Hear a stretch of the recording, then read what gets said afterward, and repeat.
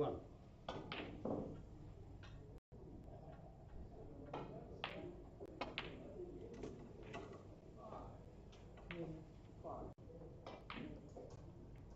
54.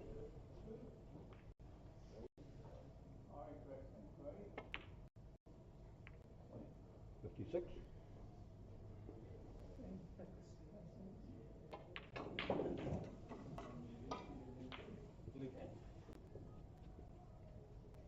59.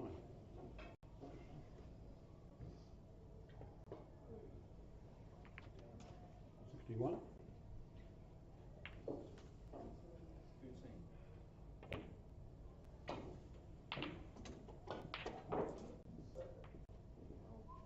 64.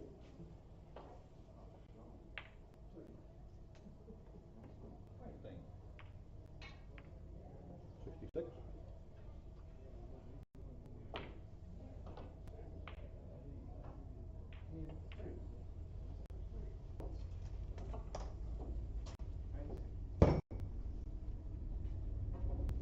69.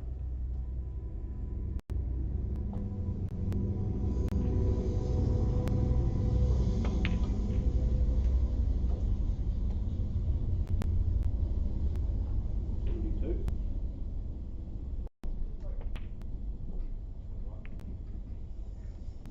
74.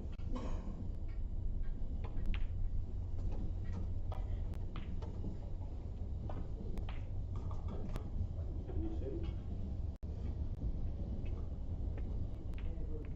79.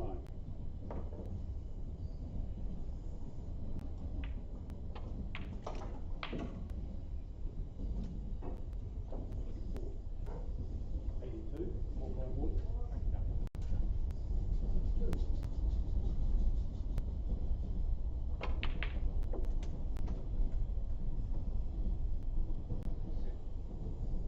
85.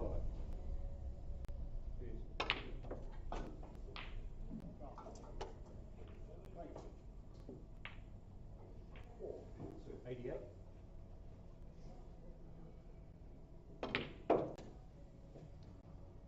91.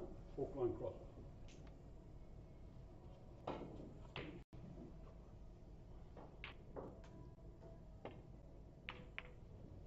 93. Stop.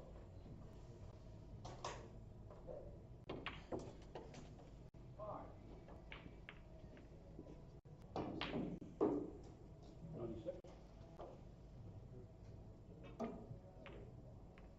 98.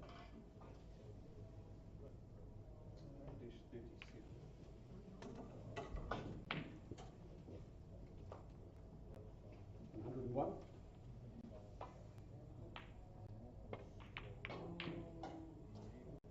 103.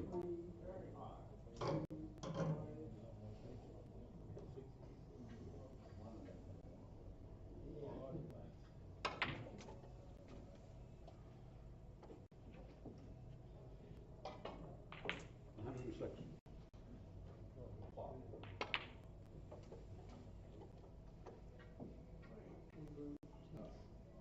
109. 111.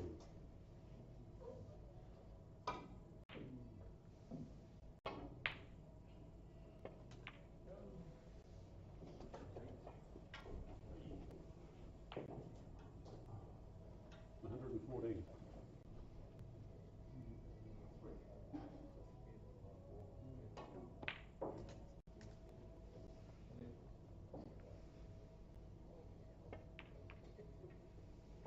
16.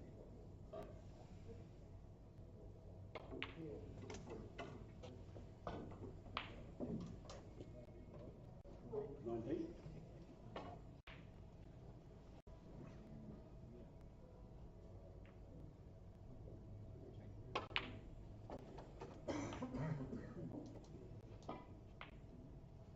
122.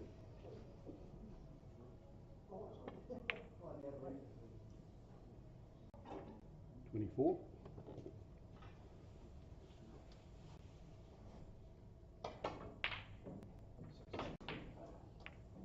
26. 5.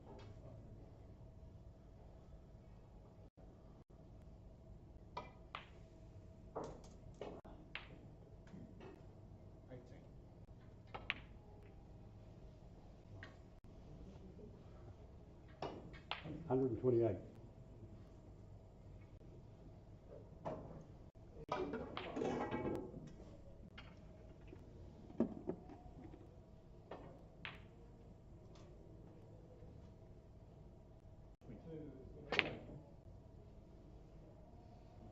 Gilchrist, 128.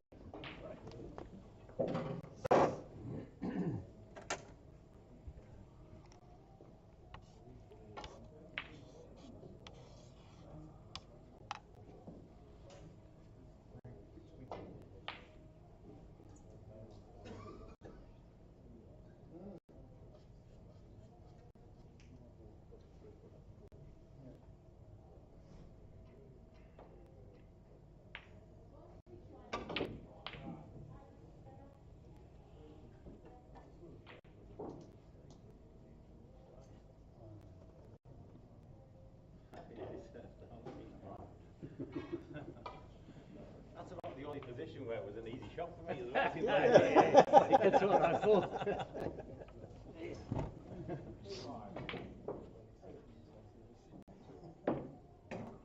Two. I'm like that. Yeah, you like that. You weren't like that with me.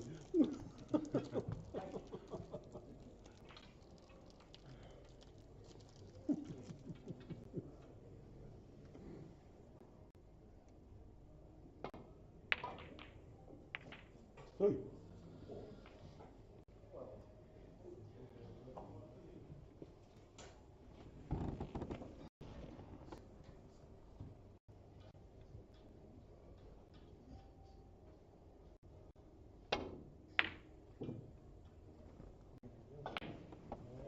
Peter, two.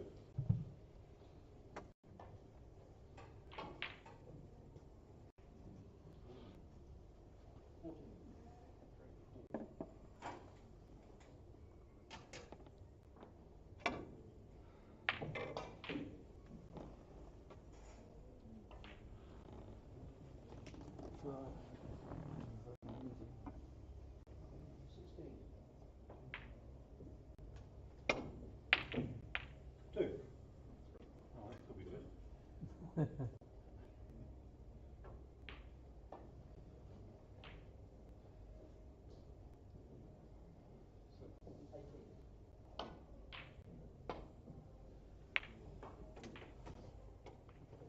Four.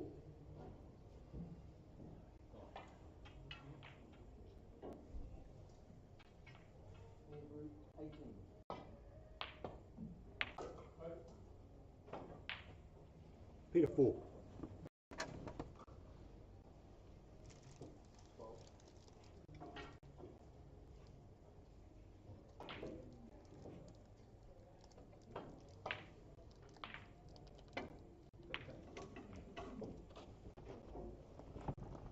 Two.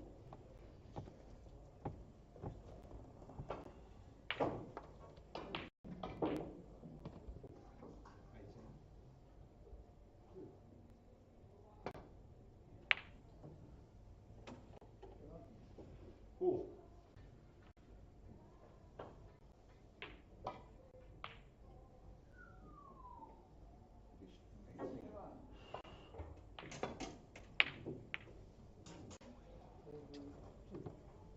Round four.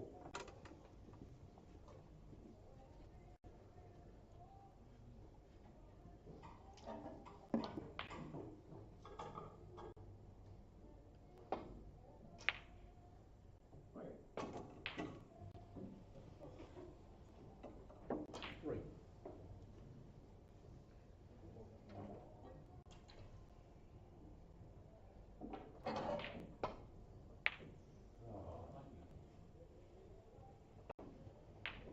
Peter, three.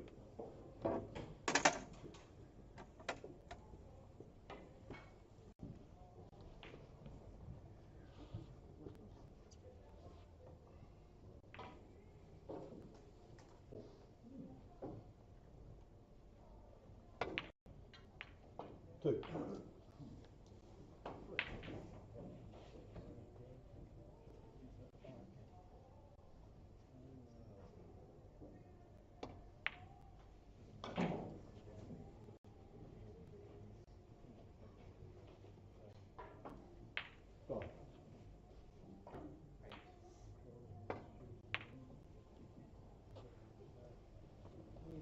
Round 5.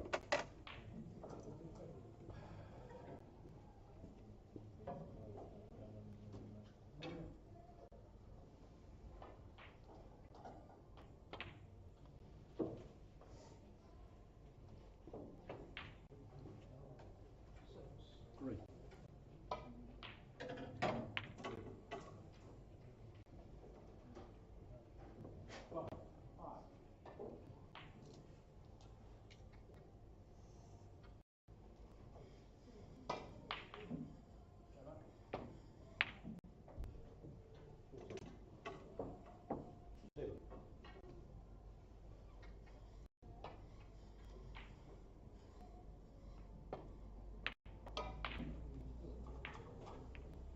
Nine.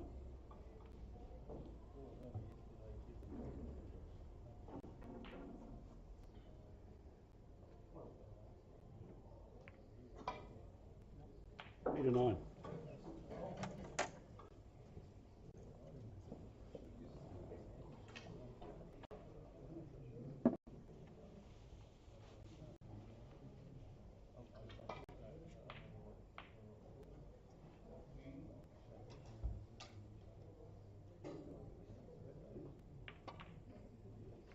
Two.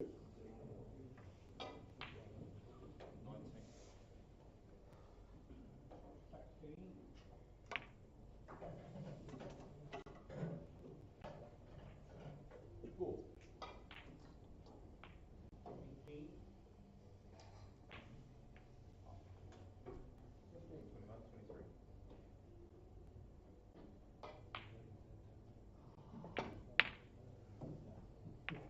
Six.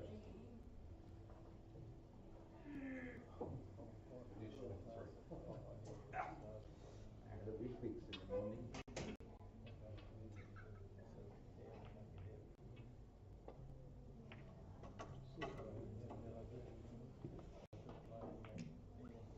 Nine.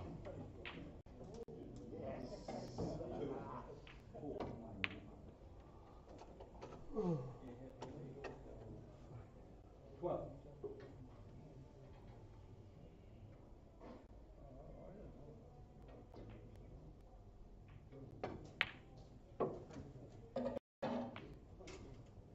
Fifteen.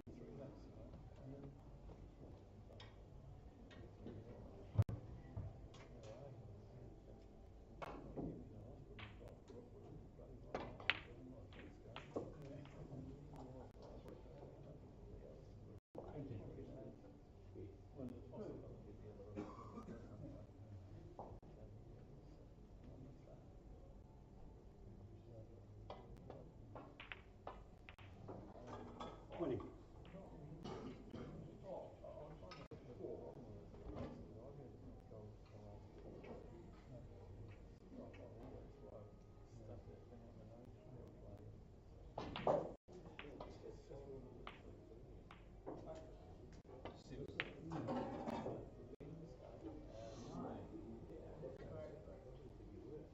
Round 20.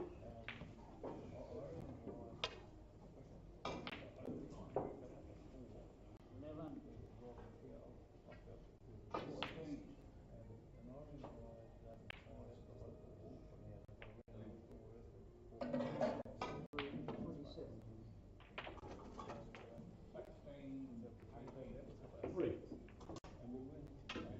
Six.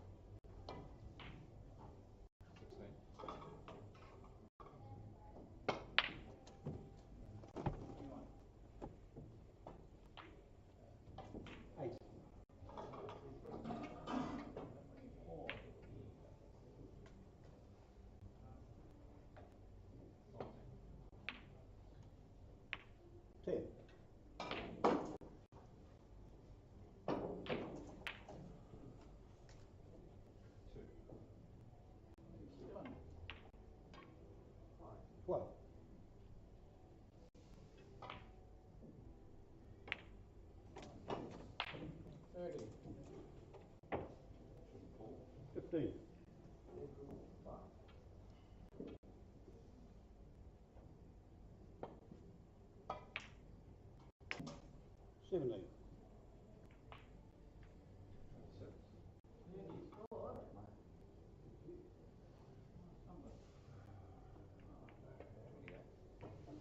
Nineteen.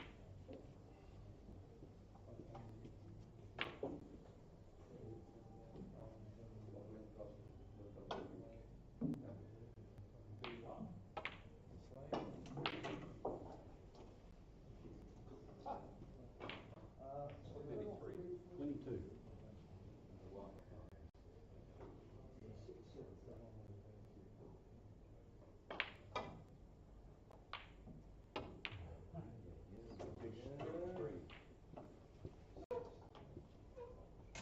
25.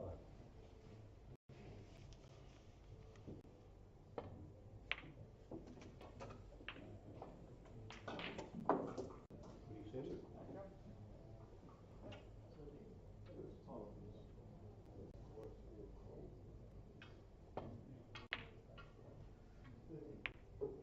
29.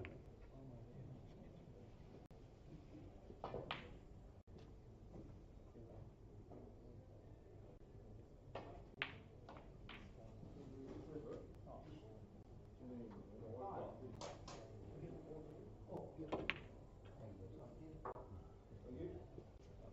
29.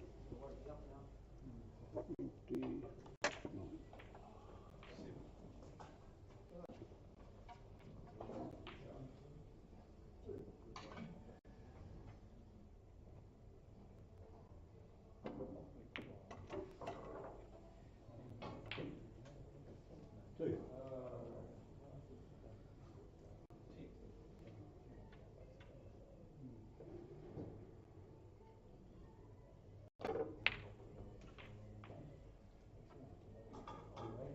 5.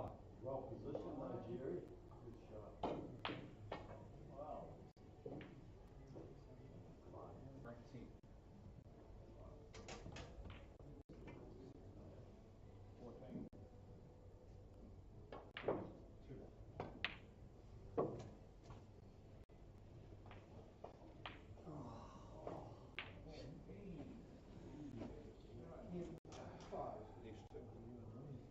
8.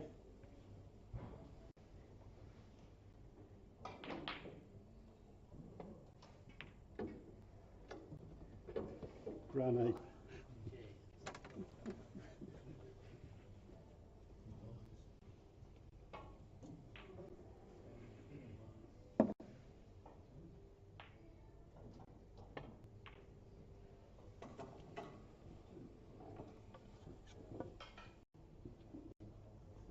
Three.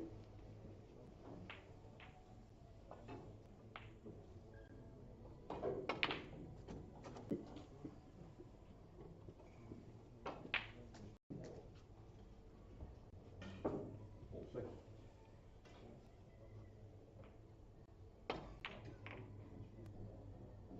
8.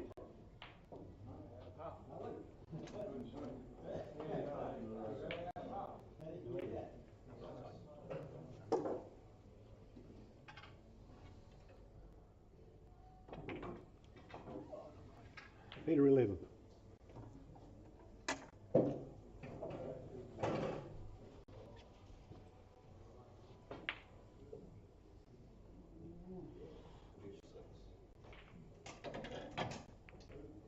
2.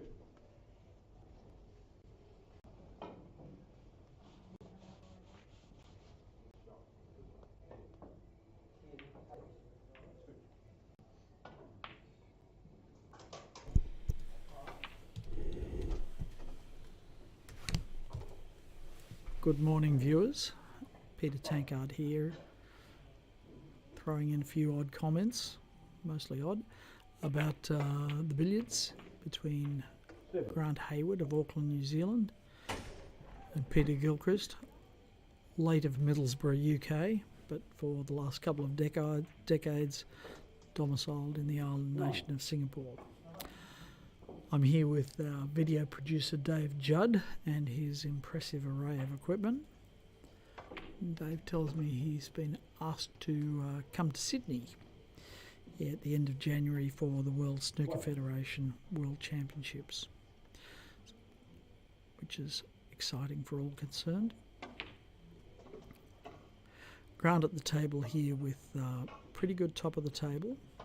He's been practicing this too, but I suspect we're going to mostly get a view of Gary Oliver's head.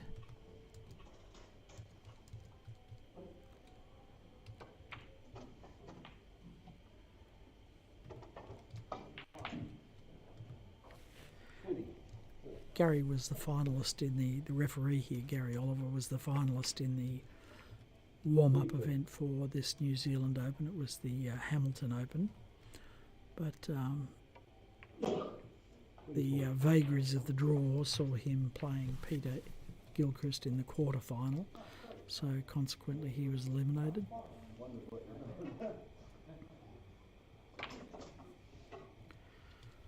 So Grant stuns up there to get an angle on the correcting cannon coming back yellow to red and promote the yellow further behind the spot. Gradually working it in closer to the red.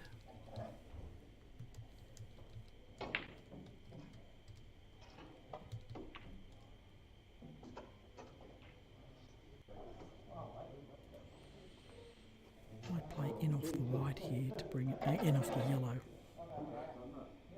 to bring it up the table into a drop cannon position and start again, reforming them at top. Misses that. 32. And has left Peter a cannon opener. He probably won't need the long stuff. I'd need the long stuff and extension, but Peter, being 6'7", can get all the way down there with just a simple rest.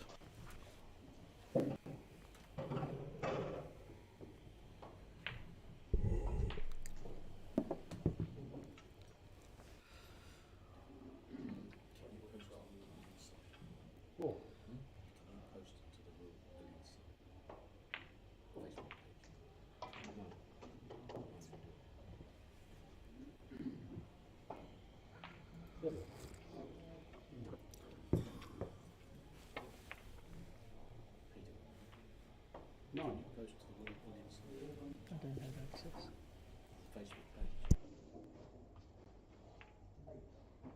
11. 13.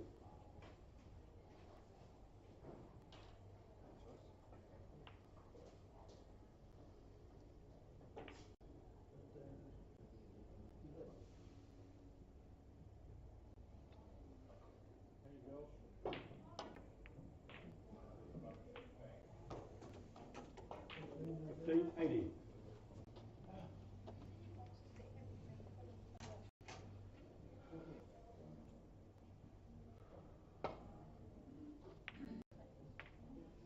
20.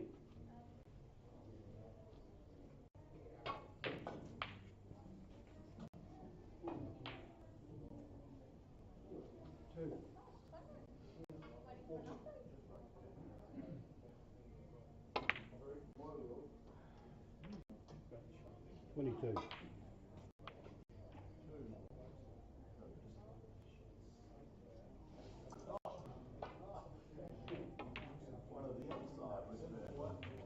22.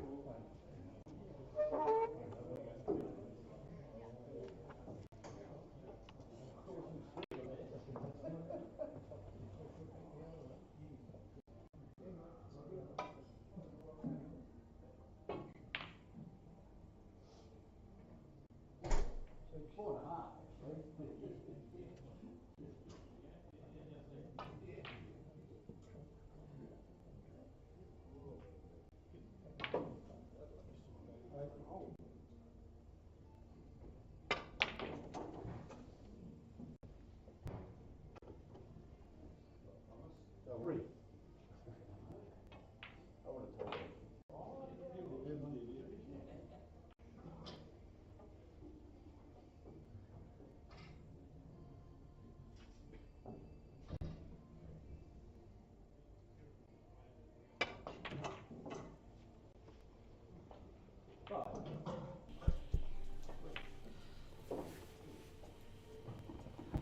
So Grant at the table, he's lost the yellow ball, playing across loser, promote the red back to the middle of the table, and we'll play a series of in-offs here until he can get the red safe into baulk.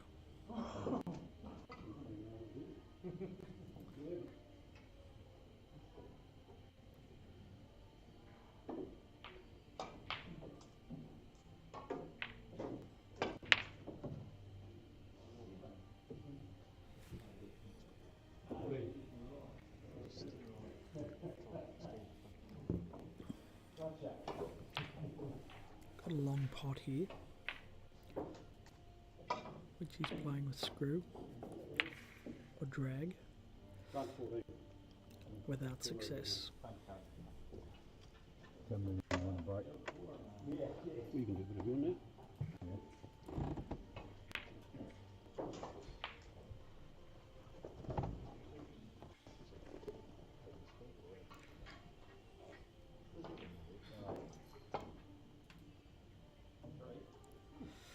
Clean miss from Peter, he had to hit that fine. Round 2. So the balls will be respotted. Red onto the billiard spot, the opponent's ball on the centre spot, and the white ball from in hand. The usual response is an in-off into the top right pocket as we look at it. Usually, most players try and bring that opponent's ball around a bit further to leave a cannon, but Grant's left himself out forcing in off,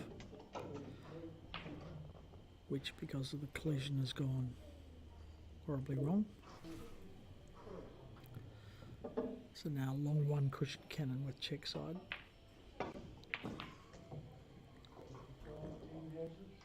Two cushions works as well.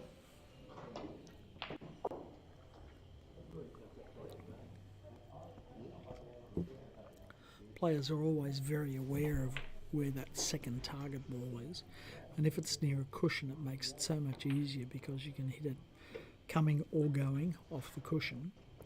So they'll always look for a line for the second object ball to come along a cushion rather than bounce directly into a cushion. Travelling along a cushion makes it a very big target indeed.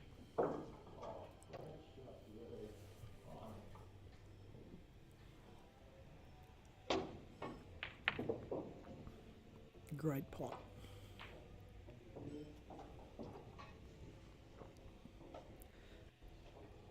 Now he's got close to a traditional half ball in off the red, in and out of baulk in this case. So eventually, in not too many shots, he'll have to find, because Peter is definitely a three-ball billiards player, he'll have to find a red pot and leave an angle to get in off the white. So it might take him a few shots to work the red into position, but eventually he'll be looking for a pot red.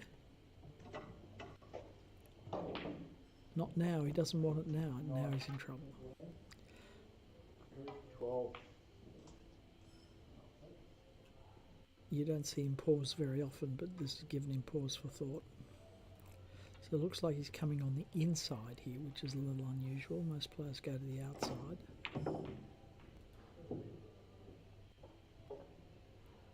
Yeah, 12.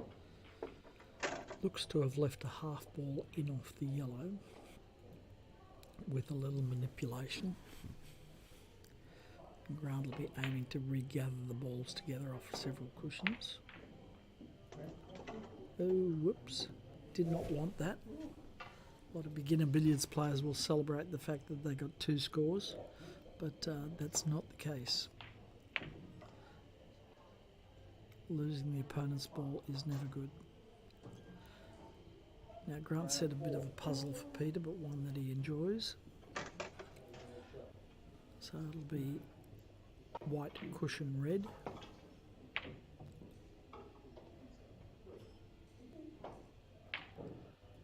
Close, misses by 2 inches over 16 feet.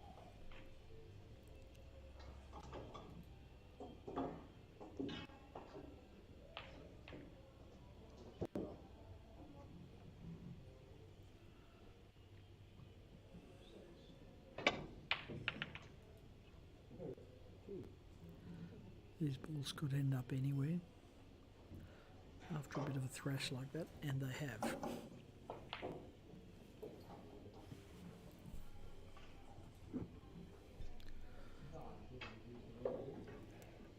There is nothing to commend this shot.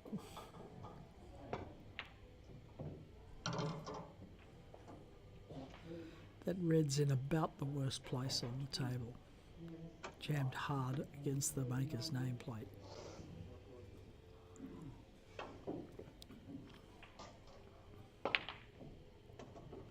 So really the only option is to hit the red as the second ball in a cannon, and to hit it fairly firmly because you want to move it from where it is. You can't just roll up and tap it. So you have to give it a fair old whack to make sure that you move it. So Peter's positioned that white very close to the baulk line. Fantastic shot. Well played. So he's promoted the red out. He's got some angle to work with now. Stop, stop. It does.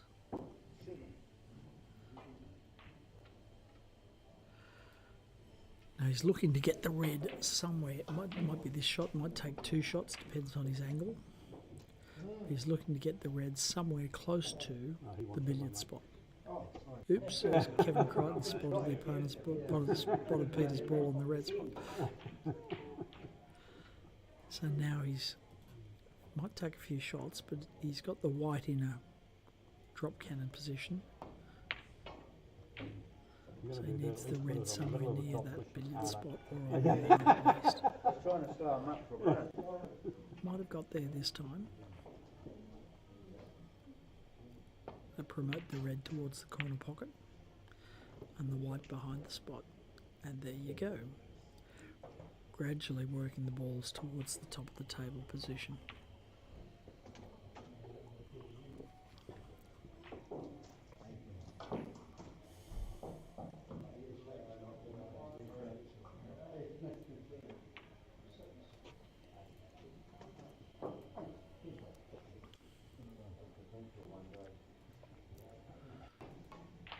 Make the cannon here, I think.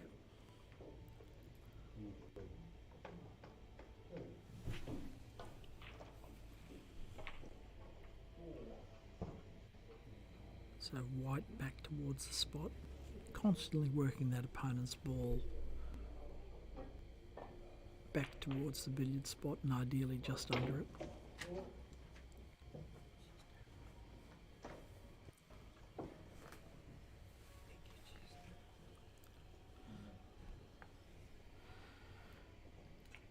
I'm about to be joined in commentary by the darling of Auckland, Wayne Carey. Peter 28.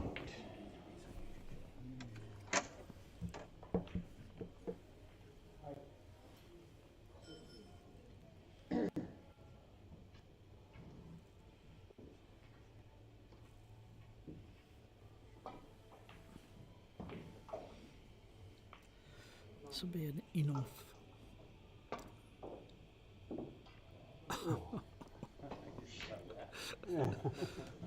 So unlucky.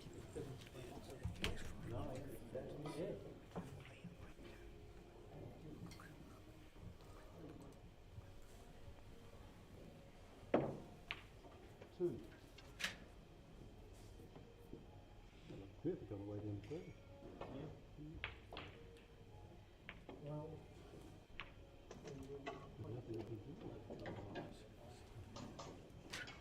Four. So Peter would be trying to gather the balls together here, somewhere around the billiard spot. I know he's able to cross it over. I didn't think he had the angle for that, but he did. He knows best. Now, unfortunately, that white appears to be sitting right on the billiard spot. 9. Oh, wrong again. It fits. There's a mark just behind the white. I thought that was the spot. 11.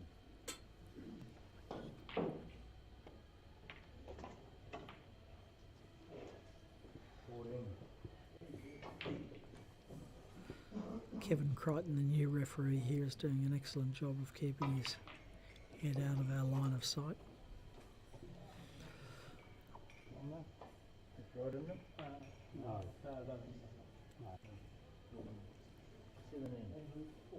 He's trying for you. I'm joined at last by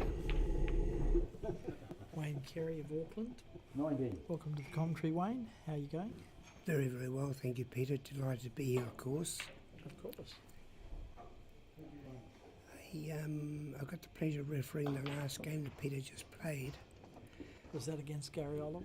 No, that was against Mark Taylor. Right. So who Yeah. knocked Gary out? Grant Hayward.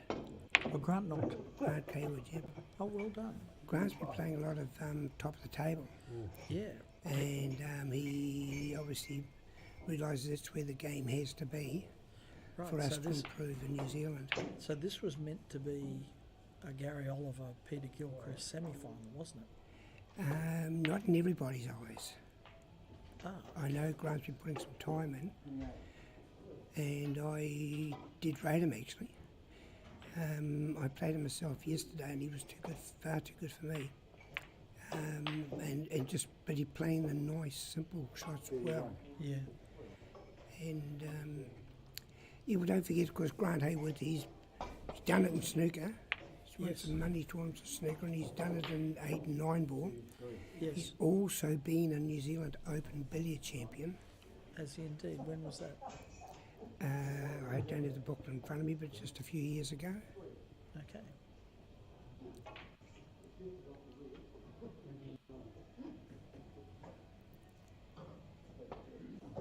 As I said, I refereed the last game with Peter, and I made the comment to him after him that referees should pay to referee him. He is that good. It is he that is. good to watch when one understands the game.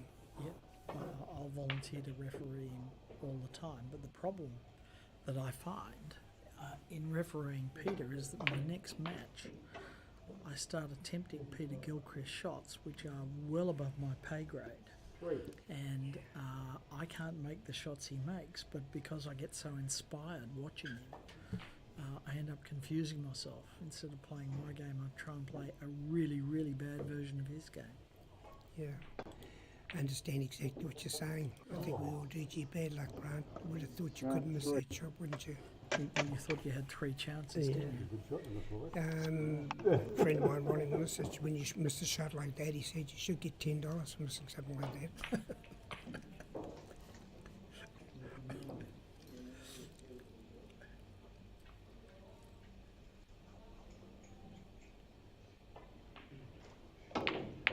Beautiful Gilchrist. Don't forget he's now number 2 in the world. And here's another thing about our sport. We've got tennis players, you know, we've got obviously all the great sports that we do have in the world. But how many New Zealand tennis players have ever played Roger Federer Indeed. or someone of that calibre? They do go to the World Championships and play, like obviously, you know, the tennis Yes. places in both Australia and England. But they never get to play chance people like that. Whereas Yes. in billiards, we actually get chance to play these gentlemen because they're in our sections, Yes. and it's just great. Yeah. So That's unusual. Peter playing safe. That's a mark of respect, I'd say, for Grant. yes, You would in a tournament like this where, and I don't mean this unkindly to all the rest of us players, but in reality, it would be Peter would be 100 to 1 on if I was to set the odds to win this tournament. I 100 think to 1 on. I think I'd take that if someone offered me that. Yep. Bad luck, Grant. If someone offered me that, I'd take it because he is just sincerely beautiful, beautiful Gilchrist. And So he doesn't really have a need to play safe, does he? He can just No. keep going his shots all No. the time. yeah, At this standard of competition, all the weapons we can throw at him aren't enough. So what's he do here? Bring the white around Go, to that, yeah, run, to yeah, that run rail? through the white, bring it up, yeah, Yeah. to the red. And he's got a long journey or a short journey, or he's got the. Oh, he played the cannon here, wouldn't he? I don't know. This No, is he's almost not. He's difficult. playing in off the So- white. So I think he'd play a run through and leave the white on that line there. Eventually, if he gets it onto the cushion, that won't be a problem either, because then he's got the huge target of the cannon along the cushion and cross the red over to the opposite middle pocket. He played red to white cannon here, but he's trying to control the red to the middle pocket. Now he's put it down the bottom because he couldn't control it. That's why. Yeah, he hit it too hard, so he's pushed it all the way down. So as he's Wayne said. getting off red and off white. So his logic there of playing the red first, I mean the easier cannon was to play white to red, but he focused on moving the red into a scoring He'll position. bring the white up to the middle of the table, I'd imagine, so he can get Yes. the cannon off from white to red. Yes, And he's going to play another magic circle. See, that's great weight, isn't it? yes. So he's When playing it Wayne here. says magic circle, he is referring to that area just outside of balk. Ooh, that's a bad miss. That's very uncharacteristic. Magic circle's an area outside of balk where the ball's available into theoretically all four pockets, both middle pockets and both corner pockets. So that gives you a huge array of Grant's trying to play scoring top of the ability. table here. He's trying to put the red. Yeah, he's done exactly. He would have liked to got the yellow bit developed, that's all. yes, bit fuller on the yellow maybe.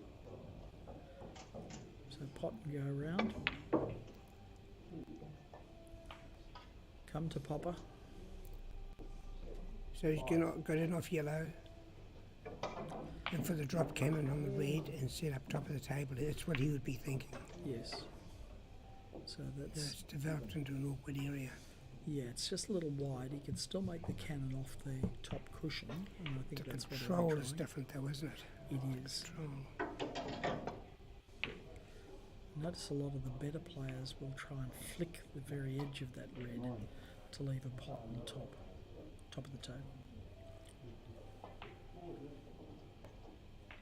Now Grant owns Paper Power in Devonport. He sells a lot of tickets in there if you want to get in there and buy some. I think Is he a he news sold, agent, is he? I think he has one of the best records, or his shop is one of the best records for selling a lot of tickets. I think it's 21 times I think he sold the winning lotto ticket there. Really? Yep. And also, I remember once he didn't sell it. This we oh, that's clever. Double kiss cannon off the Yes. yeah. And person still come to him. I think they just people had won something like 43 million, and they came to his shop to get the money. Fantastic. Yeah. They came to his shop to get the money. Yeah, came to his shop because I don't think they wanted to go to where they lived because they wouldn't know about it. Just put him in that here. This one. So, Wayne, if you'll give me a moment, I might wander out and get a score update. We're all expecting that Peter will be ahead, both now and at the finish, but I'm sure we'd also like to know what the scores are. We don't have any facility for that other than walking out and asking the scoreboard attendant. So thank you. Just one second. I think it's a shame the score's not on there, but that's just the way it is right now.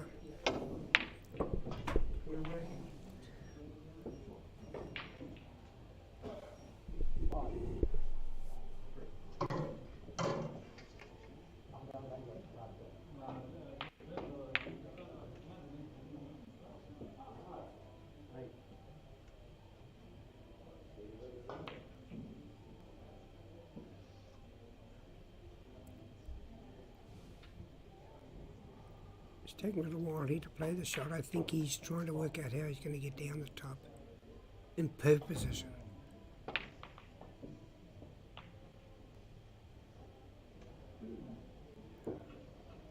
He wouldn't have played for that. He'd play for the pot red, leaving for the cross loser. So it'd be interesting. He played some very, very interesting cannon shot. Let's see what he can do here.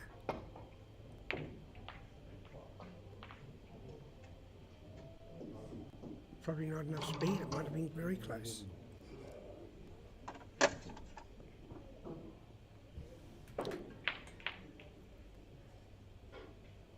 Quite a lot of these play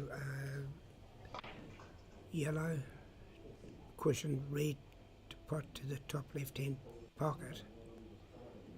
Be trying to filter yellow as well.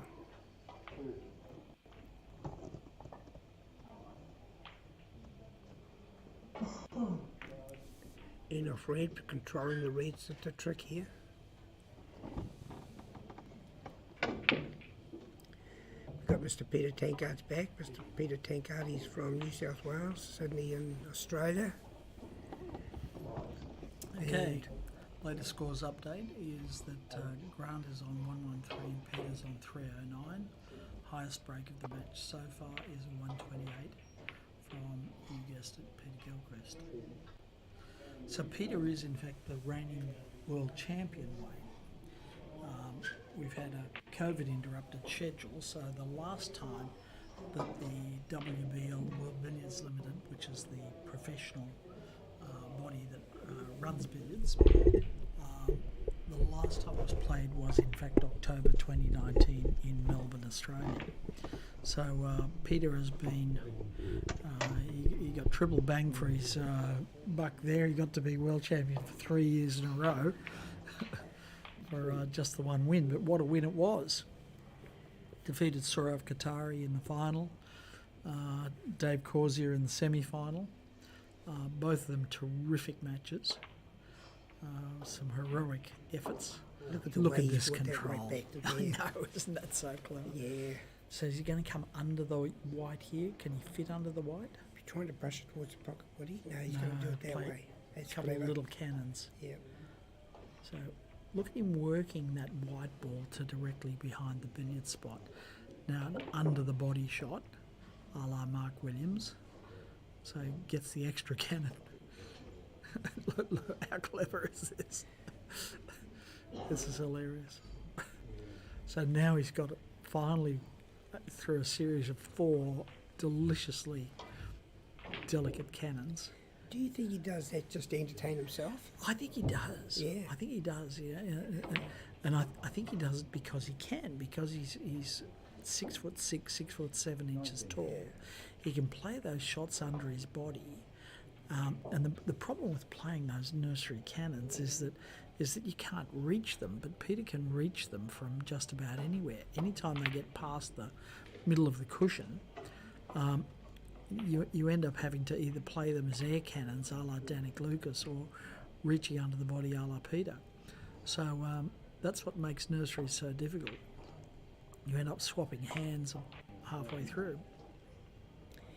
Yeah, he'd be disappointed with that. He would have tried to knock that white towards the centre of the back of the table there on the black spot. Now we are playing a balkline warning in this tournament.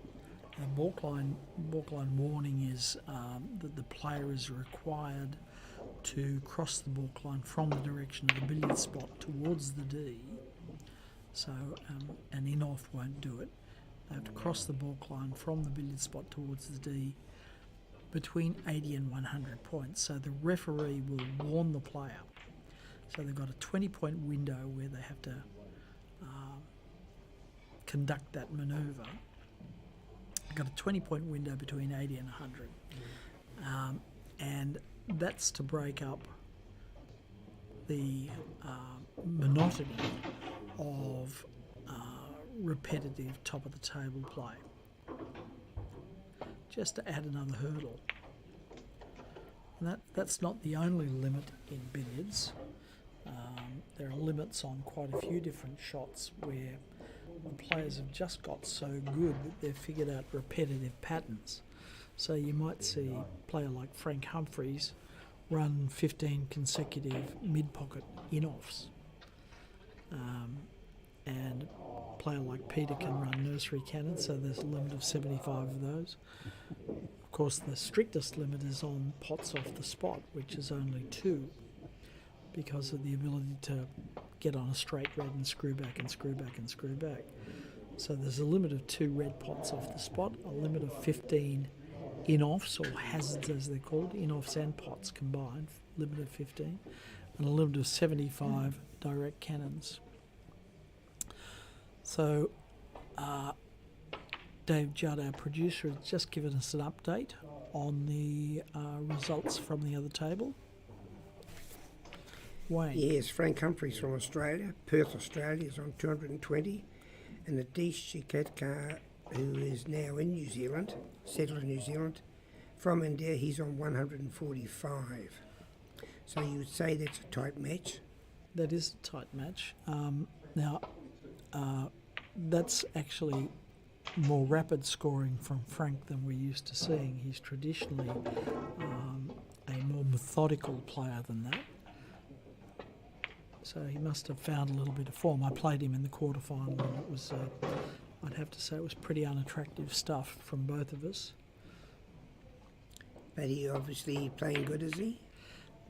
He didn't miss a long loser, but that was his confidence wasn't up to the point that he was attempting to get them to top. So he just worked the long loser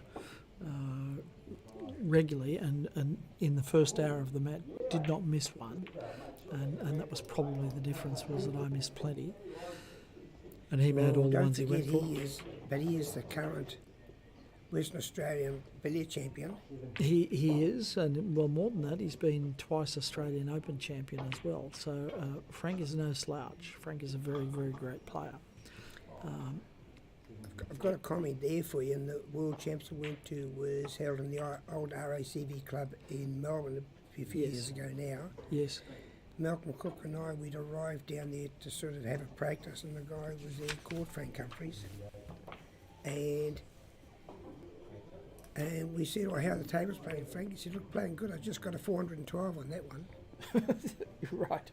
So, of course, I remember Malcolm Cook kicking his head off. I didn't think he believed him, but I certainly did. No. Frank's made plenty of multiple centuries. Don't worry about that. And as I say, has beaten all the best in Australia. Indeed, he ran this man, Peter Gilchrist, close in the 150 up in, must have been 2017, 2018, also in Yarraville, Melbourne, lost 3-2 in the 150 ups to Peter Gilchrist, playing on the tight star table, which didn't suit Peter's game but suited Frank's ability to play with side spin and get in off. So, and yeah, 150 up is a bit of a lottery, and I think most of your I won't say most, but I'll say many of the top players prefer to play this longer format, either points up or timed format, where they can make multi-century breaks. If I was to draw an analogy, I'd say it's like the difference between Test cricket and one-day cricket. Hard to make an innings of 300 in one-day cricket, but you can in Test cricket. So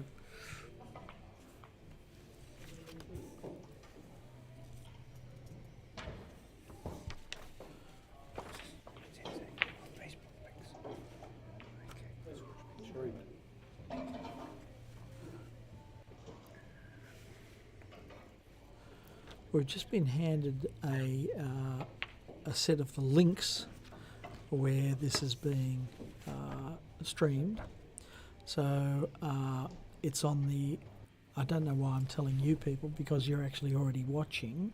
So, but you can email your friends or text your friends that this is being streamed on the EdZBSA Facebook page and the Billiards Bible Facebook group. And we've just been being given updates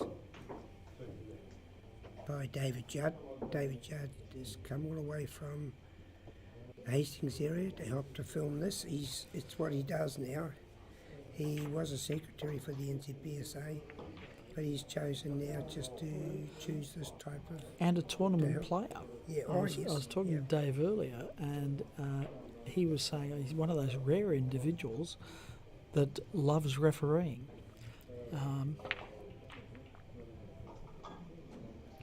And we need more of those guys. But is also now become very expert on video production and effectively outside broadcasting. He's now the NZBSA National Tournament Director. Yes. He's given up the secretary piece when he was with the NZBSA to dominate his life on this. Yeah, well, And, I mean, yeah, what a he's doing a great fantastic job. asset. Yeah. It's brilliant. If you want to go on that NZBSA Facebook website, you can watch all the New Zealand Open snooker that's there as well for the snooker people. Yep. So that's another thing too with our sport. Anyone watching Q Sport, we know how hard the game is. It doesn't matter if it's snooker, billiards, pool, doesn't matter which one it is, we know, so we appreciate the level that has to be done. Now Grant's going to be top of the table here, I'd say in 2. So in off the yellow and then pop behind the black red. spot, and then pot the red. He doesn't get it quite directly behind.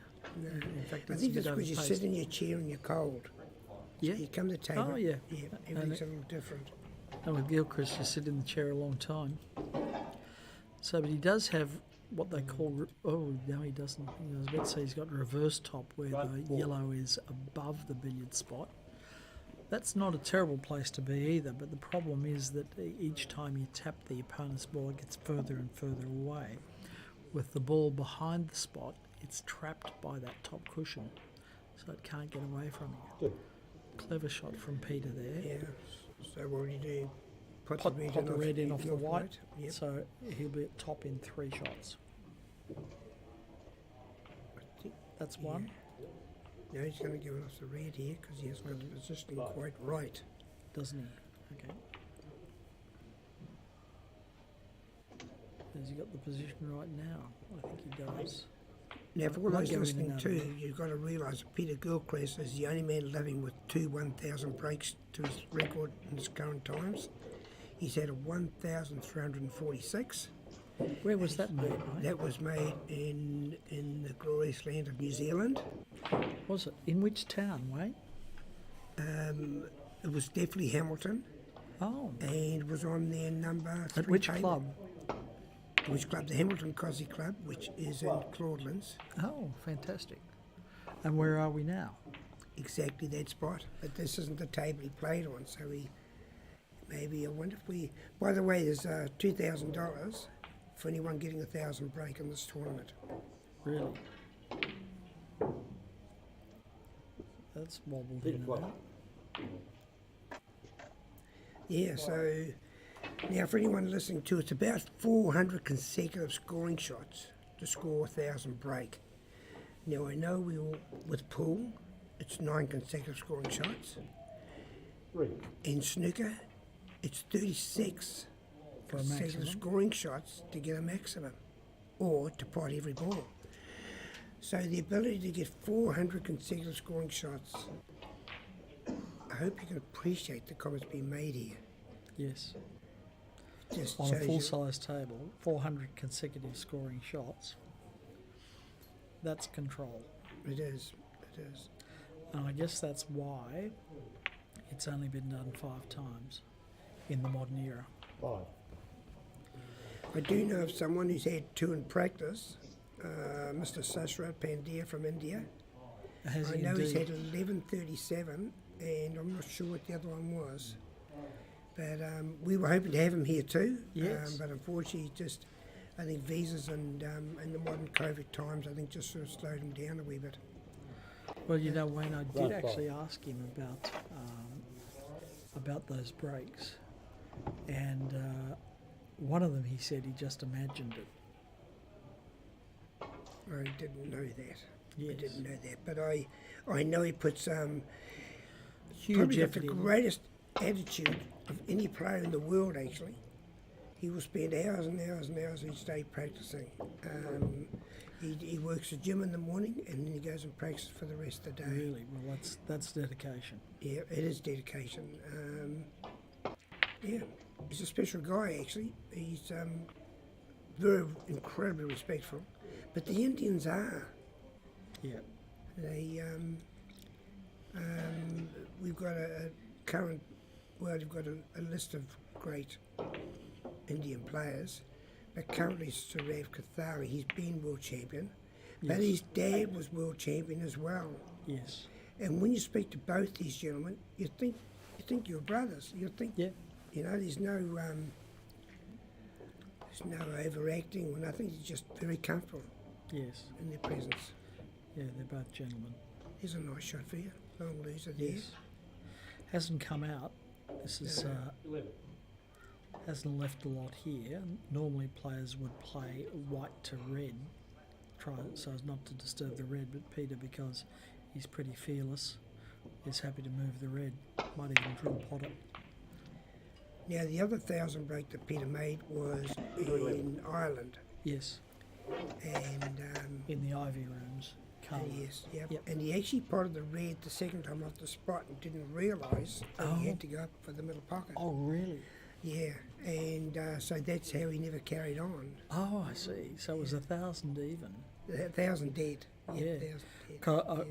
I was talking to his father, Frank Gilchrist, about that break, and he said at the time that he was in Carlo, downstairs having a cup of coffee, and somebody ran down to say Peter's on 400, and Frank said, "Oh, that's great," and continued on with his cup of coffee, and then they came running down and said Peter's on 500. And he said, "Well, that's good. Thanks for telling me." Well, Frank thought they were talking about the total score, not the break. So, I love it. so he sat there until somebody came down and said, "Frank, he's on a 700 break." And he said, "Oh my God, is he okay?" So Frank went scuttling upstairs and managed to catch the very end of it. Well, again, we've all met Frank. That's obviously Peter's father, and you'd love him too. He's just a nice guy. Look at that for a cannon. That's ridiculous control. Yeah, why would we look That's at going it ridiculous off or control. whatever? But but Frank was a fireman. Yeah. And when young Peter Gilchrist was a young fellow, in the fire fire station, they had a full-size snooker table. Yeah. So Peter used to go down there after school and practice. Wow. Yeah. Now, I'm not sure of his age, but That's where he learned his billiards, wasn't it? At the firehouse. And back in the day, of course, there was no Netflix and no video streaming or anything else.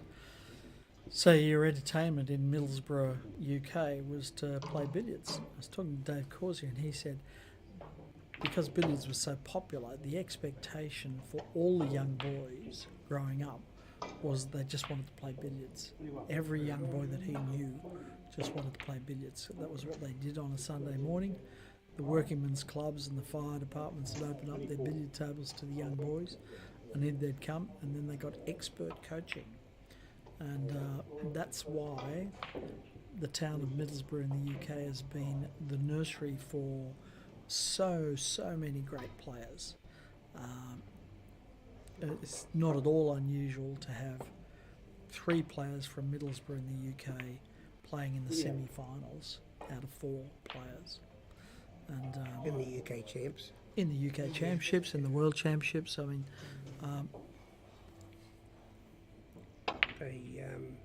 I think it happened again in Melbourne, didn't it?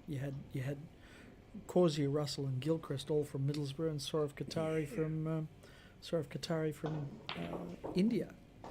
Now, India has a population over 1 billion people, and Middlesbrough has a population of 110,000. So that tells you the value of coaching at a young age, coaching in the right way and the correct patterns for billiards from a young age, is that you can develop, you can have a school of champions, and that's exactly what Middlesbrough did. It's amazing how people take up the game for whatever reason. We've got another great from Middlesbrough, Mark Russell, Yes, and a sensational player too. Sensational. Yep, he's had a 1,134 break. No, 1334, 1337. I think it's 1137. 1-1, yeah. 1137. Anyway, the reason why he played billiards was he used to play cricket, Yes, I and he wasn't understand. bad. Yeah, And then, of course, the could problem have been a county player, they reckon. well, I get the feeling, knowing what he did with his billies, he might have gone right to the top. Yeah. Because he certainly he's a billy player everyone wants to be. Yes. Anyway, he yeah, and of course, in every sport you get weather. Yep. And rainy days. So when they had a rainy day, one day he wandered into the snooker room because he couldn't play cricket that Saturday morning. Right. And he sort of watched some people play billiards, so he sort of picked up a cue. And I get the feeling within about 3 months, a gentleman come to his mum, knocked on the door and said, look, your son is a talent. Yep. And he could be world champion if he wants to stay with this game. And I believe he chucked him cricket and took him billiards. Really? And yeah, look up Mike Russell on YouTube, because that's another thing you can do today. Yes. Now that 11:37 break is actually on YouTube. 62. He got in the 2010 World Look Champs. the way in he's India. brought that red right around the table. This is what we call reverse top. I was talking to Peter, and he. So let's make a prediction here. Peter says that when he gets to reverse top, that he's disappointed if he doesn't make 60 points. So he's come low there to come up and make the cannon, at the same time leave a potting angle for the red. So it just touches the white, but each time he touches it, it gets further and further away until it gets up close to the pink spot. And it's at that point when it gets to the pyramid spot, or sometime around there, and it's getting towards there now, that Peter will actually come up high towards the side pockets so he can come down and play a cannon which will put the white behind the red spot. So he must think he's getting closer to that soon. So watch for the change between playing low and then coming up high. It's going to come soon. Might even be, no, not yet. Not yet, not yet. 84. So this will go reverse side up to the middle pocket. Yep, there it is. So he's come up high now, so he's No, playing now. unfortunately he's got to go. Yeah, it's the second pot off the black spot. Oh, was it? Oh, that's Yeah. that's unfortunate. So my prediction did not come true, but in his ideal world, that's how it works. Doesn't really honestly, matter, though, everybody, does it? watching this game looks so easy. Trust me, it's not this simple No, it really is. for us normal people. No. So we sit here in amazement, don't we? I mean, We we're do, just playing in the yeah. same tournament. Playing in the same tournament. We're world-ranked players, but this is different level. It's a completely different level to most of the players that are playing tournament billiards. Yeah, COVID really spoiled things a wee bit in the sporting sure. arena in all codes. Yep. And what would you suggest he would do here? Oh, Would he be able to forcing run it off with running side, or would he try and play in the off with the cannon? running side, I think, and bring the white up towards the red. He's tried to go on off, yep. His running side got him across and give it a bit of a punch, gave the extra spread. And he Now probably doesn't pressed have a good down his angle. front hand for that as well.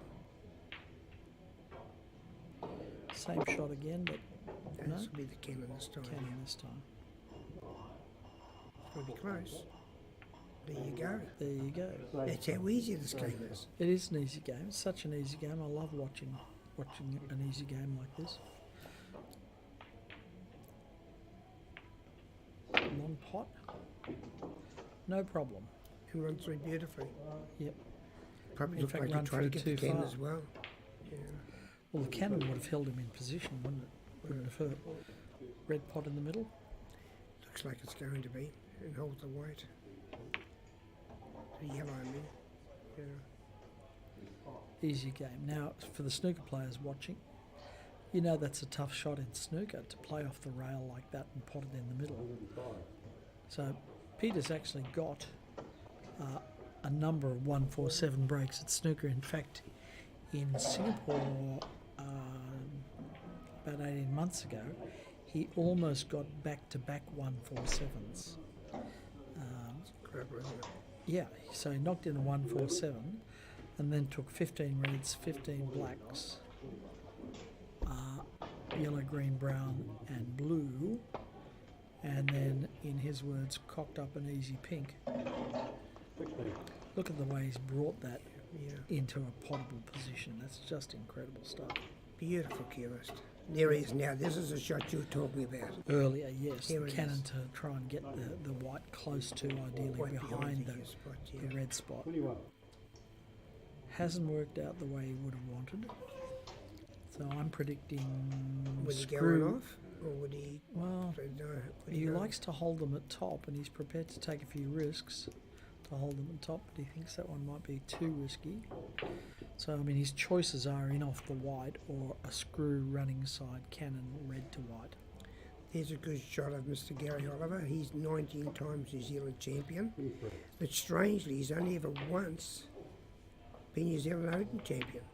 Well, yeah, I mean, the problem with the New Zealand Open is that you let us foreigners in, and some of them pretty handy. Of course, they come from around the world. We've had them from Vietnam, They do. obviously England, Australia, Yes. of course. Peter Shelley was a long-time stalwart of the New Zealand Open, wasn't he? He He was. won that 5 times, or He won it 5 times, yeah. Peter Shelley from the UK, lovely And- player. And Now Lauren Bill Gordon. Andrews won it from the UK. First year he came over. They used to call them the loose cannons. They're just a bunch of Englishmen just come over every year. It was Yeah, lovely. like the Barmy Army. Yeah, like the Barmy Army. And they were good for us too, because in New Zealand we don't get many people down here. Yes. And it's a shame. We're actually talking about that. All you sponsors out there, watch this game. Watch Q Sport. Why wouldn't you want your children playing this? Now, you watch this, he plays a shot now. Does he look at the camera to see if the camera's on him? No, he doesn't. Does he do any swear words when he misses? No, he doesn't. Yeah. Doesn't do any of those things. That's And right. yet, you watch that your children Yeah. watch people when all they want to do is it looks like they deliberately muck up a play so they can look at themselves on the camera because they know they're going to do a replay. Yeah. And then, of course, they do the swearing bombs. Yep. And why, in this game, doesn't matter snooker pool when they're missing. You don't see them carrying like poor children. Well, that's right. And you're not reading about them with domestic violence in the newspapers either, are you? Yeah, no, there's no bad press. Good point. Very good point. That's a lovely shot too. Isn't that clever? Yeah, there's no bad press. Make no mistake, everyone out there, when we're playing, Peter will tell you, we're trying our best. Yep. It's war out there. Yep. But we also respect what the other guy's doing. And strangely, billiard players, you watch when they come to the table, after the other person's made a break, they'll say, nice Well break, done. Peter. But yeah, absolutely. Because we In know fact- how difficult the game is. Yeah. It's lovely to turn around. Yeah, isn't that gorgeous? So, in fact, it's considered rude unless you're very fulsome in the praise of the other player. If you're not very complimentary, they think, oh, he wasn't very complimentary. He didn't say what a great break I'd made. And yet you don't hear it in snooker. Yeah, no, you don't. I remember playing once, and this person said, all week I've listened to you say, when the other player plays a good shot, you say, oh, great shot. And yet my partner told me, this is what this person said, they never say anything like that. There was a snooker player. But you look at the top snooker players, and they will come to the table and tap the table, Yes. or give the other player a nod, or acknowledge when somebody's made a great shot or a great break. So at the top level, that happens. But even at the lowest levels here in billiards, everybody, because we understand just how hard it is, if somebody's done well, we will always say, well done, yeah, great break, good shot, mate, whatever. I wonder if Pete's dad's watching this, Frank Humphries. It wouldn't surprise me if he would be. If you are, Frank, hi there. Frank Gilchrist. Frank Gilchrist, yeah, just 71. I think it's probably the wrong time for folks in the UK. might be too. I hadn't thought of that. Yeah, but they'll get a chance to watch this later perhaps, and they'll appreciate the comment there. Nice control, bit of drag on that, slowed the ball down. Now, Wayne, have you noticed the thing that they do throughout the Asian countries in terms of congratulating a player is they click their fingers, snap their fingers if somebody's played a good shot. So it's currently on a 177 break. Stan O'Sullivan 4. has just come into award. He's the tournament director in this tournament, and he's on 147, so he's Cannon off probably the cushion here. now he would also be on the borderline warning. So he's got to, before he gets to 200. Thank you, Dan. If he gets 200, his yellow ball's got to go with the Oh, borderline. I think he made that cannon. He wouldn't mind Yeah, if they're if they're touching. touching, he definitely made it. He wouldn't mind if they're touching. They Well, are not if touching. he maybe have trouble now trying to play the borderline warning. He's got to get him Yes. out of balk. He's got to get them in and out of balk. Yeah. He's got to get his yellow ball across the balk line from the direction we're looking. Which is So- currently about where the yellow is now. There's a line goes across the table there. Yeah. So play one. They normally do it when they pot the red. Normally they do. So this is interesting. We see him do a bit of a Hayward shot. We'll know the reason why. Oh, you're going to try and click it here. Click the red. Play the cannon. Click the red and be able to play the red and out of balk there. You missed Oh, the click. no. 190. Yes. Bad luck. So he may well have missed, as Wayne said, trying to set up 190. that. He was on that 190, shot. give or take, before he broke down. But he was probably trying to get that click. Yeah. The fine clip on the red would have set him up for the balk line crossing. Now Grant's been sitting down for some quarter of an hour. Yep. So he's come to the table, so he's 3. So he's playing long losers to get them stead up. Well, that helps to get your eye and get the arm moving again after a long break, doesn't it? The long loser, the loser, i.e. the in-off, is considered to be an easier shot because the half ball angle is so forgiving. So it's sometimes useful just to play a couple of in-offs just to get the arm moving again after you've been parked in the chair for a long time. Everything looks hard too when you've been parked the chair for a long time. Oh, Everything yeah. just looks hard. Now, Didn't mean to do that. no, he obviously clicked the red as well. So he's got a cannon here, or forcing it off. But how Forcing in does off he- the yellow, Yeah. but He'd it's a be lottery disappointed where that clicking finishes. that. He would be disappointed clicking that yellow because he would have Now, worked there for drop he's cannon. set it wide to play the screw cannon because that's setting it on the close to the yellow ball, i.e. on the yellow spot, actually brings the red He's around. going off here, would be playing Yeah, the cannon off from here. behind. No, good shot. But it's a Just lottery want us where to this slow down. finishes. Just a lottery. Yeah, bad luck, Grant. Yeah. You'd be disappointed at that because obviously you're playing Peter Gilchrist and yes, you're trying to win, of course. But you also just want to put up a good showing. You do. And because when you're cold, everything becomes hard. And then you start to doubt your shots, then you overhit them and consequently you finish some trouble. Now I would imagine he'll go for 2 or 3 cushion Kennedy. 1, 2. Good effort. Bad luck, Grant. Yes. We might get the pot. No, he No decided to help Righto. Peter. Decided to help Peter, did he? Now, yesterday from that red on the spot ball in hand position, Darren Taylor played 3 screwing off the reds, all of them successful, when he was playing me. And he is the Bay of Plenty champion, Darren Taylor. Yeah, And he's also several times Waikato champion. yeah. And Grown another leg in the last 2 years, hasn't he, as a player? he's always been a player. Yeah. Just, yeah, he plays very fast. Now, I think he's got Well, I was about to say he's got a touch of the Corsiers about him, doesn't he? Yeah, he does. Like the balls are flying around the table, but then they seem to end up over the pockets. And it's a mystery to me how that happens, but I watched it for 2 hours yesterday, and it was miraculous. Yeah, and when he gets a bit like Corsi, when he gets a tough shot, he just does an incredible screw across cannon or Yeah, pot. You yeah. know, he's got some incredible shots. Yeah, not Yeah. your standard billiard shots, I've got to say, and No. not the kind of delicate control that you see from Gilchrist or Russell, but the kind of exciting shot making that you see from a Corsier. And Grant's obviously going to go off the yellow here, Peter. But I'm not sure if he's going to be able to get drop cannon from here. No, he's got And he's gone up enough. I thought he might have finished in no man's land there by the middle spot. When you say no man's land, you mean not far enough up the table Yeah, full magic for an circle. in-off in the middle.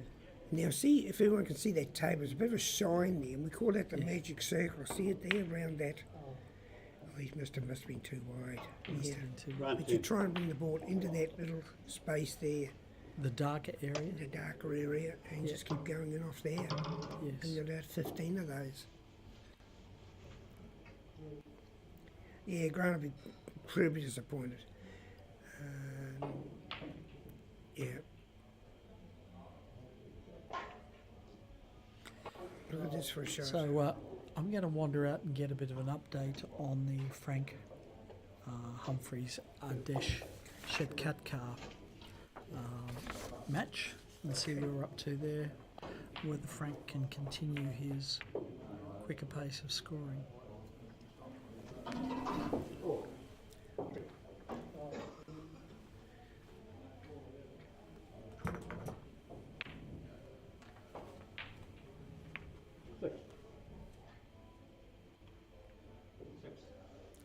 He's going to play a double kiss cannon here from the red. Look at that, I think he's missed it. I mean, that's the sort of shots these guys, if he'd have clipped it, he then would have been able to work them better.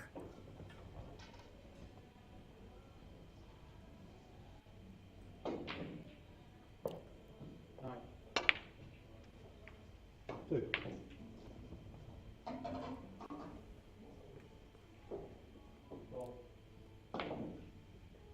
It's got to thin it off here, but he should be able to work the red after this.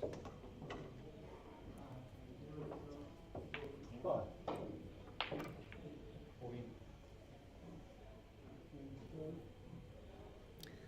This would be a running side and off, so he'd be hitting his white on the right hand side and pushing through strongly till you get to spread. He don't play that very well. A guy sitting in a chair for so long, he's played that really, really well.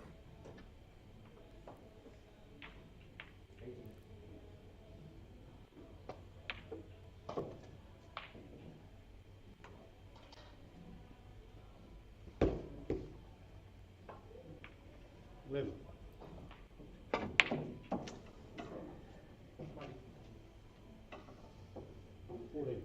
Talking of sponsors, you see there this particular tournament has been sponsored by a few people, but STR8AIM has got behind this. Now, for you people wanting to learn to get your queuing action right, in my opinion, STR8AIM appliance is the best thing going.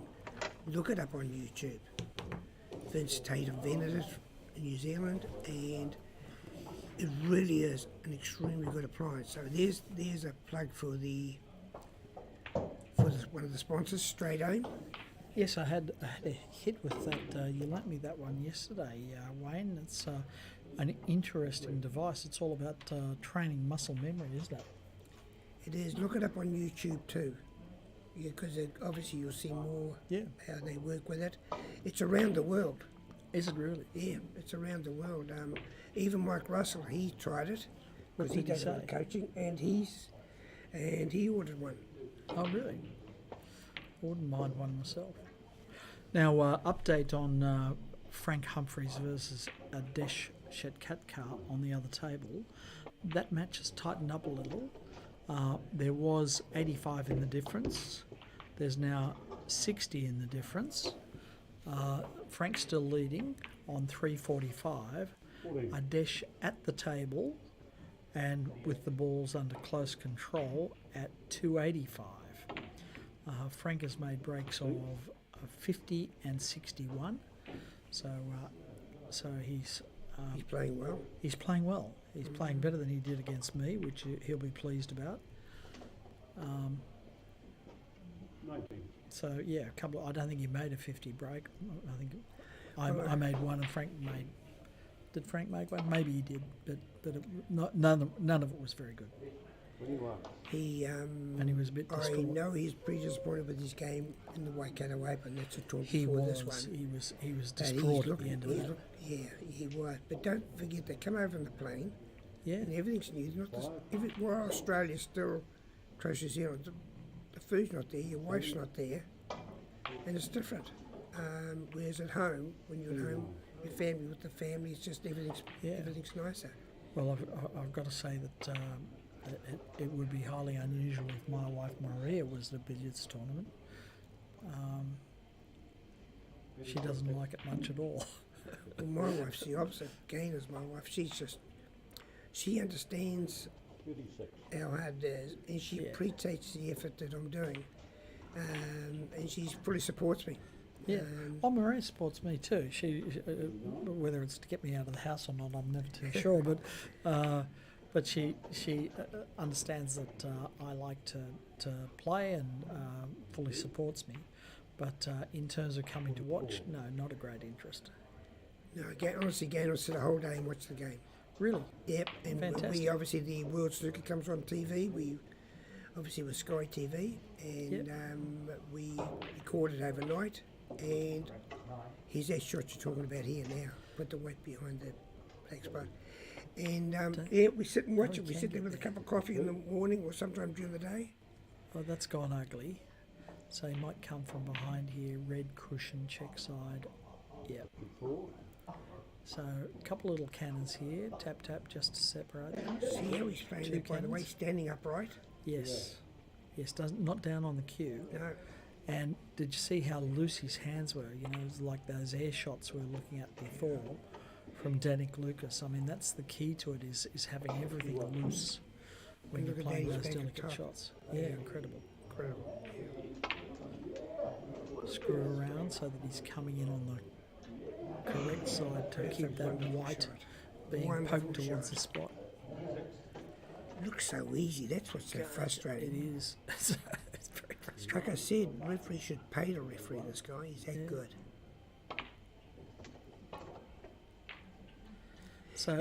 So we've got 72 square feet of table, but Peter's essentially Look, he's smiling away there. playing. He's playing in a couple of square feet of table here.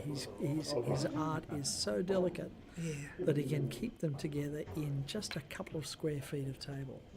What is he playing in? Maybe 4 square feet of table here? Yep. Oh, he's just, yeah, it is. It's just, hello, he's having a conversation with the referee there about if he just wanted the shot. Yeah.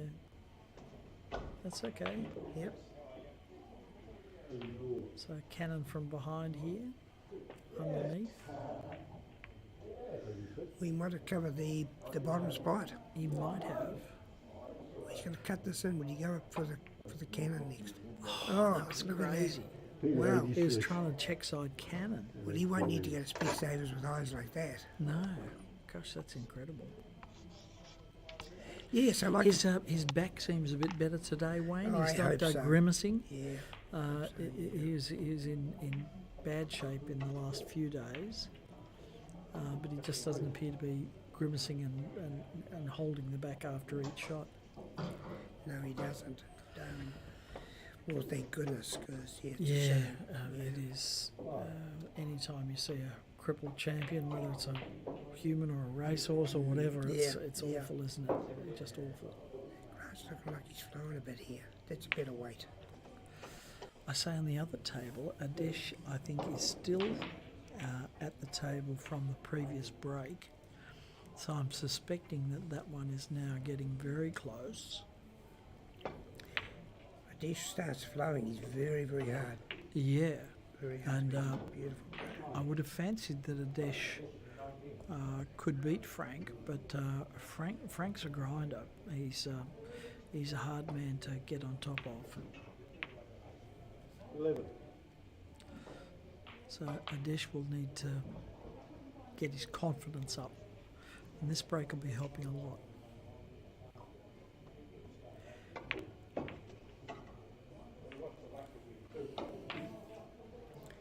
Yeah, so we see Grant obviously going off here and he's trying to set up for the drop cannon, I'd say. Yeah, here he has, yeah. Was that too light? No, it's fine, I think. So he could go in off the red here. I know. You think he's playing the really cannon? pressing top of the table. Well, this isn't top of the table. It doesn't get him there. No, and he's sacrificing a lot just to try and get there. Yeah, well, I think it's that frustrating. wasn't, that wasn't it. Yeah, That wasn't the opportunity to get there. When he does get there, he's so pleased with himself that he misses his shots in the next. Well, he was few- saying yeah. that he in his match against Gary Oliver, he got there 3 times, herded the balls to the top, which is a feat in itself. But it's kind of an interim feat to scoring at top. So, but he managed to get them there 3 times, then promptly missed the first red pot that he had. So I feel his pain. Clever shot.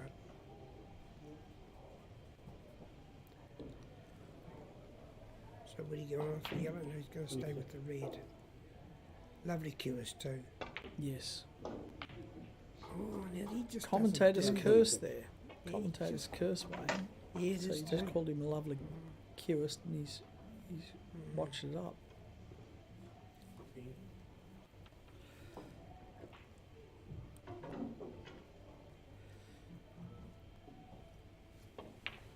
When Peter plays, Two. watch, nothing moves, just the cue, just the elbow, just the cue. Watch this. We moved his head a wee bit there. That's probably why I might have missed the red. I say we're going to have to stop commentating. We're causing him to miss Yes. shots. Yeah. Peter doesn't move, and then he misses one. And Yeah. Grant's a lovely cueist, and he misses one. Yeah. We're putting the mocker on him. Now Grant's going to Singapore, and Yeah. I would say to the world champs, and I would say that Frank Did he Humphries just, will go did he now, just 'cause foul he's- the yellow? Frank Humphries, I think, because he's going so well. If he wins this, if he makes a final, I'd say he's definite starter for Singapore. Well, I've asked him whether he's going 3 times. He's given me 3 different answers depending upon the results from the last match. I think that's because you're discouraged when you're playing poor. And the You know, Yeah. you just You know, can't be very you thankful know, for with that what one. part of the play. But I knew you'd think that Some people call that a fluke. A friend of mine calls that corresponding angles. Well, you played it off 3. 7 cushion cannon after this one. What's this? A good shot. Right. Wow. Yes, I would say Frank's Got to go for another one, surely. another corresponding angle. Well, the men's one after this, I'll get. Yeah, no, Like it's not good enough to be the reigning world champion. We get 2 flukes in a row as well. 9.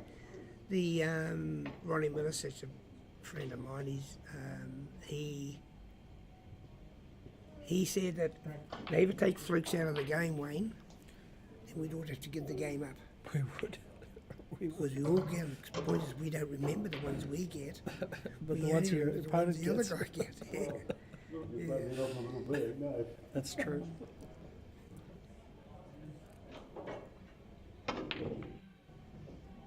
He's gone for a fancy one here. Yeah.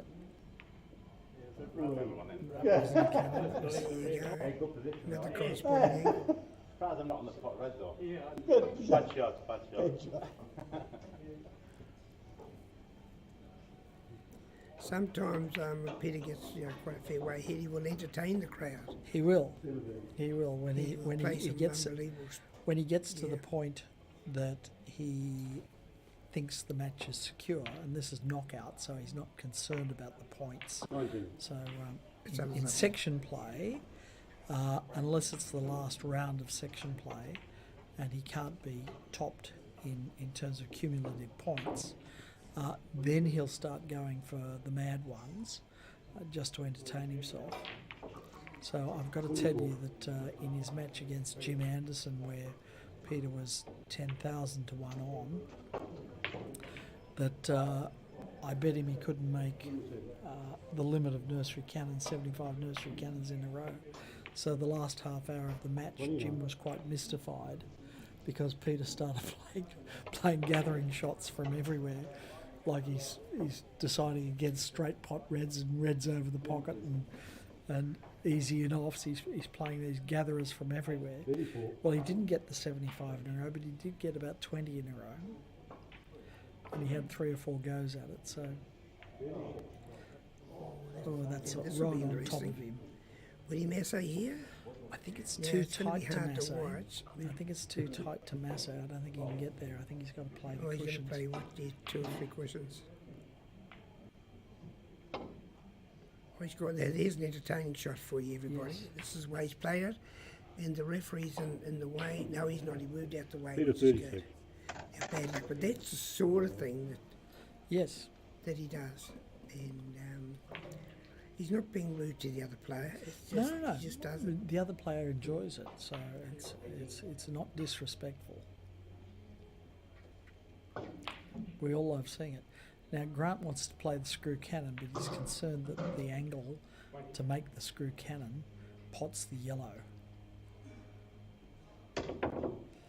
Foul. That's a foul. He jumped over the ball. Although he hit the front face, didn't he? I think he did. So if you hit the That would front have been face and interesting then if he got jumped the over cannon. it. It was a comeback at the red. Yeah. So if he hits the front face and subsequently jumps over it, not a foul. But if he hits the back edge or jumps over it completely, then it's a foul. Now watch Peter's reach here. Have a look at this. He says the He referee. says the "Am I referee, is that there? right?" Am I right? Yeah. Yeah. Actually, that was- He's like a freaking albatross, isn't he? Yeah. And the arm reach is just outrageous. we could actually probably get Colgate to sponsor. Why is that? Nine. The way he smiles Yeah, that's right. shows his white teeth. Yeah.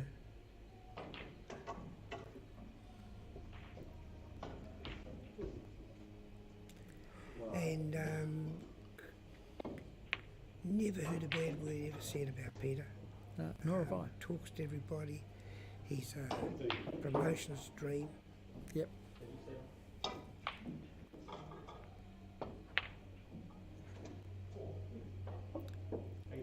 Yeah, I make the comment that if you take Peter home to meet your grandmother, look at that, he didn't boo the pot, he decided to play the cannon. 20. Yeah, to Off meet the your jaw. grandmother, and he'd know how to behave. Yeah. You know, he's just one of those guys. He just, he's a man for all seasons. That's clever, isn't it? That is clever. Do the same thing again.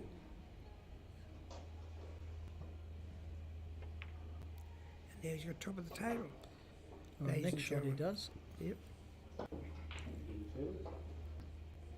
From where he was to So he wants to play this with left hand side. No, he plays it pretty plain. Left hand side would have promoted that even further towards the spot. So look at him, he's come back over this side to again promote the white towards the red. There's top of the table now. This is what we Yep. call top of the table. We play the cannon here, I think. Yeah, cannon off the cushion. Yeah. Does it reach? Just. Doesn't want them does not want them touching. touching. yeah? They're touching, would you Oh. believe that? Wow. Wow. That was pretty delicate, I've got to say. We seem to be getting more touching balls in this tournament than I've seen for a while. I don't know why that is. Yeah, no, Tables are a little bare, but usually that doesn't affect the number of touching balls. But the number of respots we've seen has been high, I think. Now, I'll get an update. This match is not, the result of this match is not in doubt. But I will get an update on the other match because the result is very much in play, which is Frank Humphreys from Perth, Western Australia versus Adesh Shetkatkar from Rotorua, late of India. 7. He wasn't a ball playing one of there, I'm sure. 50.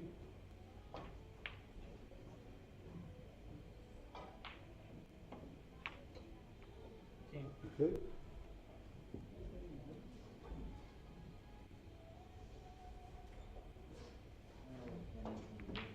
54.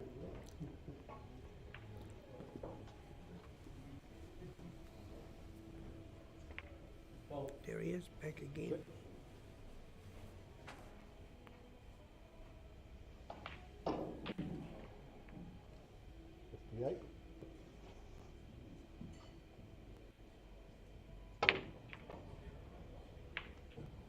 60.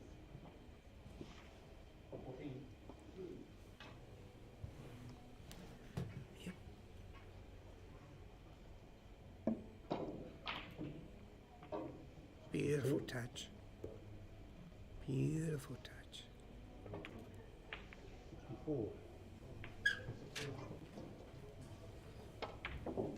Okay, the other match has tightened up further. 31 points in it. Frank Humphrey still leads How long do you know?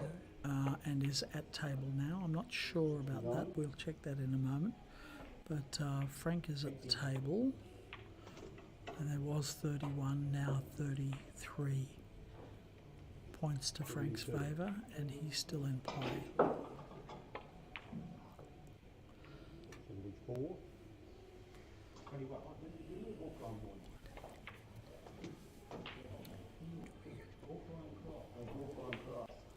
77. Should be back at top of the table. I know he had to force that one. 79.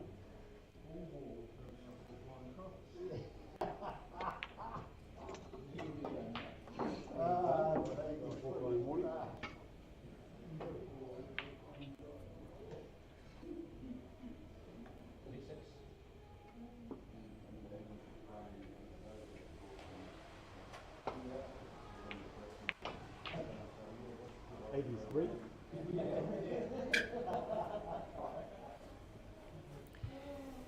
11 and a half minutes to go for both matches, and I will go and synchronise my timer to the match watch so that we know when. I could do that here.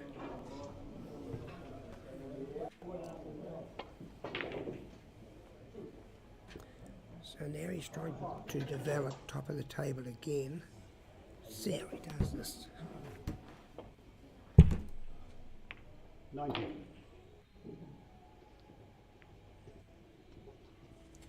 So he put the red and spring up. I don't know if he'll take another cannon. Yes, he is. 92.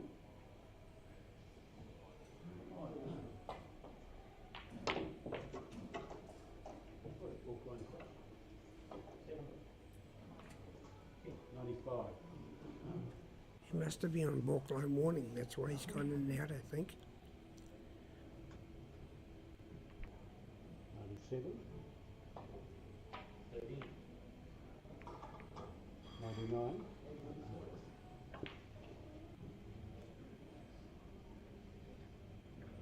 13. That's a the lights in the way.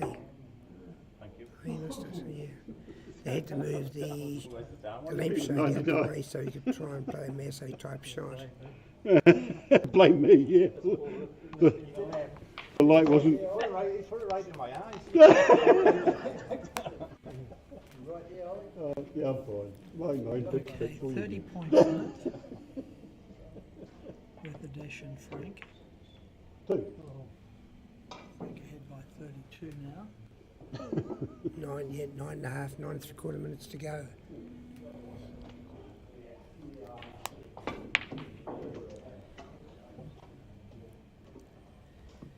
Four.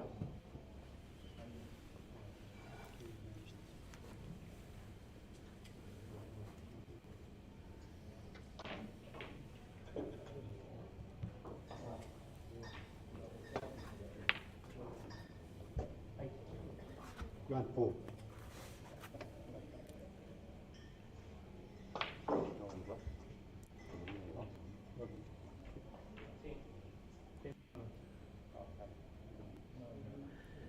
Yeah, Grant would like to be playing a little bit, and he has done, just the way the ball's run, and also he's sitting so cold. But a worthy comment on such a thing is that when you make the final, or the semi-final, and you can absolutely smash, still 20 other people in the room would love to be in the same position you're. They would just love to be in that final, in that semi-final. Well, that's a great point, Wayne, because bear in mind that Grant's beaten everybody to get here, including 17 times New Zealand national champion. 19. 19 times. times New Zealand national champion Gary Oliver. So it's no mean feat to get here. And the fact that Peter's putting a lot of points on him is no disrespect to Grant. He's well deserved his position here. He'll learn a lot from this Grant. He'll, as I said, he's going to the Worlds in November. Now, interesting It's a lovely situation on touch. the other table. 7 minutes 54 to go. And Adesh attacking a double balk with the red over the corner bag, misses and leaves his ball behind, adjacent to the red spot. Big opportunity for Frank Humphries to close out on the other table now. And of course, if he does close out, that means he'll definitely be going to Singapore because his tail will be up. Oh, I think he deserves to go. There's no doubt about it. Look, as I say, he's been 2 times Australian Open champion. Been an ornament to the game for more than a generation now. 31.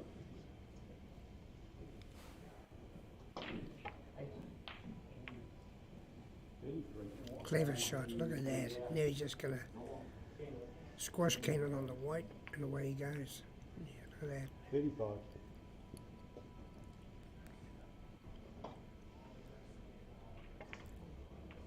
37.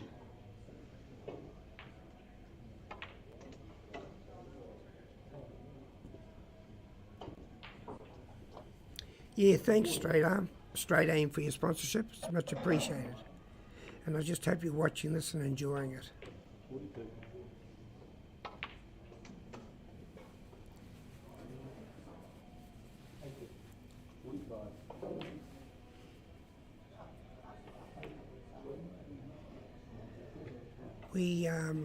We have another, obviously got the NZBSA, but we have 50. another association, port association called MESA, and they're very much supporting people around the world to play cue sport, but it's snooker and of course pool. Before COVID times, they used to send away 40 players a year, 15 under. Really? Yeah, 15 under 20s, 15 over 20s. 61. Some snooker players and an old billiard player. And yeah, they just do a tremendous job. 54. They're right behind. Now they're holding a $75,000 pool tour in New Zealand in 2023. The Predator would be disappointed with that. The Peter Predator, 64. He made that, didn't he? Predator probably no, he didn't. Now, 5 minutes 13 seconds left to run on the match clock. And Frank Humphries ahead on the other table. For Adesh to win now, he'll need to get them close together very quickly. And that won't be easy because Frank's hidden the red in balk. 7. So I think at this stage on the other table, Wayne, that Adesh should knock the red out and take his chances. Yeah, it looks like he's lost his confidence there because he normally nails that. I think he might have got that out and was intending to get his other ball over. For all those viewers that are watching this, we're also in the room, we've got the other table on camera, but we just don't have it on the YouTube channel at all, that's all. Now Grant's at the top. At Let's last. see what he can do. Yes. Now he made the comment that he mustn't get overexcited because this is where you want to be and this is where he puts in a lot of time. Yeah. So stun up from here. Stuns up. Maybe a little too much stun. Maybe not enough. 18. Yeah, Check side. I think, did he miss the red? He missed the red. Missed the red on the way down. Well, he was stretching. He was stretching. Yeah, look what he's done. He's left Peter. I don't know where to talk to the referee. Peter, So Peter's going to run out here. He won't miss again. From here. I think he's very friendly with. Yeah, I think he's. story about Alex, don't you? Alex Higgins, when he was off this with John Williams, you know, the referee. So what are they doing here? They're talking about something. There must be something funny happening. He said he wouldn't disqualify you from the game. Might be a mess up on the score. Perhaps Grant's got all the points. Yeah. And he said, well, that's all right. Well, you guys will do anything to get a kid We into the will. final. Into the final. It's looking like an all-foreigner final at this stage. With We did Frank it with the from rugby Australia. last week. You did. We You played colluded with Australia. it. Well, I have a theory about that. My theory is that this was the French government payback for the Rainbow Warrior affair. So why did we pick on Australia to do that? Well, because the French were all in favour of that because we buggered up their submarines deal. Oh, there you go. So, There you go. so the Well, of course, here's another comment too, as I said earlier, with Q Sport, you're not getting people looking up at the screen to see if their face is on. We're not doing the swearing bombs. And of course, we have a player over here called Manonu or something. When he was playing, he used to wear rouge. So should rugby now be called Rougeby? It should be. Well, I mean, just to go with that, I know that discipline in the All Blacks back in the days when Manonu was playing What's his was name actually again? Manonu. Oh, I didn't know that. Yeah. So when he was playing, discipline was handed out with a handbag, I understand. So the captain would discipline the players with a handbag in a bar late at night. Wow. So it's a very strange sport, that So one. what do you think we should do to discipline people in this game? Well, I think we should give them a stiff talking to, Wayne. I don't think a handbag's appropriate. Yeah. I remember I was in the airport in France some years ago. And that particular year, our hooker, the name escapes me, but he'd open up a bottle of beer, took the cap off, the bottle of beer, with his eye socket. So the person that I was talking to, the person who was interviewing me look at that. Oh, yeah. Double Kiscannon. Yeah, he was telling me, he said to me, oh, your eye sockets. This French was I didn't know what he's on about at first. But apparently they'd loosened the cap first, but these guys didn't know. Oh, right. And, yeah. Now watch this double Kiscannon again, or bad luck. 32. I don't think so. But again, we're still playing this game. Looks like Frank Humphries has won the other match, so Frank will go into the final Oh, to he's make gonna an be thrilled with all-overseas final, Singapore versus Australia. that. Just,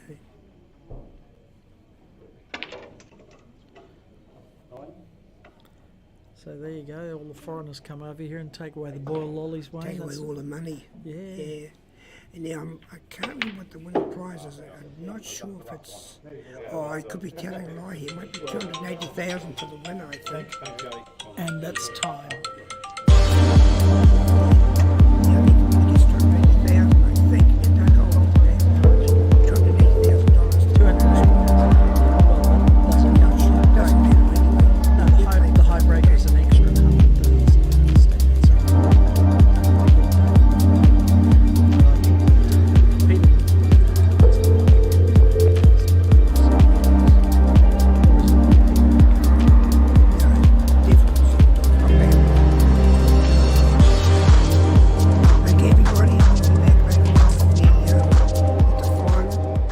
Honestly, grab yourself a cup of coffee, something quick to eat, and we love to see you back again. And again, anyone watching this who wants to be a sponsor, why wouldn't you